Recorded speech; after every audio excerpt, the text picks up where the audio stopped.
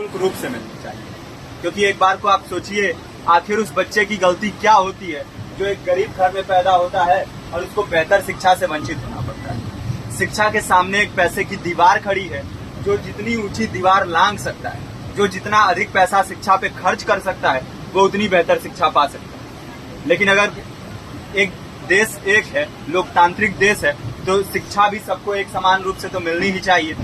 आज परिस्थिति ये है कि एक तरफ तो प्राइवेट स्कूल हैं जो लूट के अड्डे बने हुए हैं, वहां पे आप एडमिशन कराने जाएंगे तो सिर्फ एडमिशन के नाम पे ही आपको 10,000 20,000 रुपए देना होगा। और कमीशन खोरी का ऐसा धंधा है कि कॉपी, किताब, टाई, बेल्ट, ड्रेस, जूता कहाँ से खरीदना है ये आप नहीं तय करेंगे वो प्राइवेट स्कूल वाले। यानी आम लोगों की मेहनत की आखिरी कौड़ी उनके जेब से वसूल लेना चाहते हैं।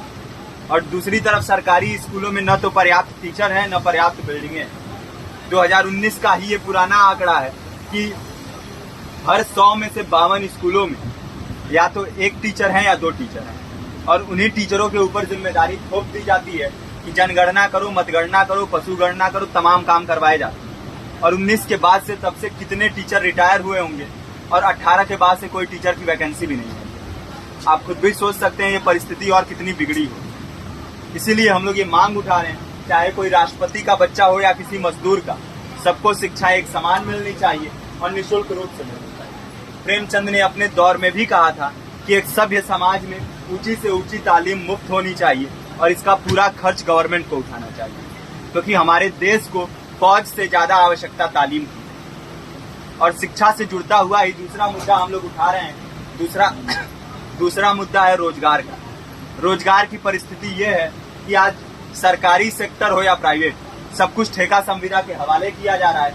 परमानेंट नौकरियां लगातार घटाई जा रही है। इसी रेलवे में 1995 के आसपास लगभग 18.5 लाख कर्मचारी काम करते थे, लेकिन आज उनकी संख्या 12 लाख है। आप खुद भी सोच सकते हैं कितने बड़े पैमाने पे परमानेंट पदों को घटाया जा रहा है। और आज आलम यह है, एक तरफ लाखों पद खाली पड़े हैं, फिर भी कोई वैकेंसी नहीं निकलती। जो वैकेंसियां निकलती हैं उनमें भ्रष्टाचार होता है, पेपर लीक हो जाते हैं। RO, UP police, BPSC, SSC, CGL, ऐसे तमाम पेपर लीक हो चुके हैं, आप लोग भी जानते ही हैं। अभी नीट की धांधली में ये पता चला कि एक एक पेपर 30 लाख से 50-50 लाख रुपए में बेचा गया।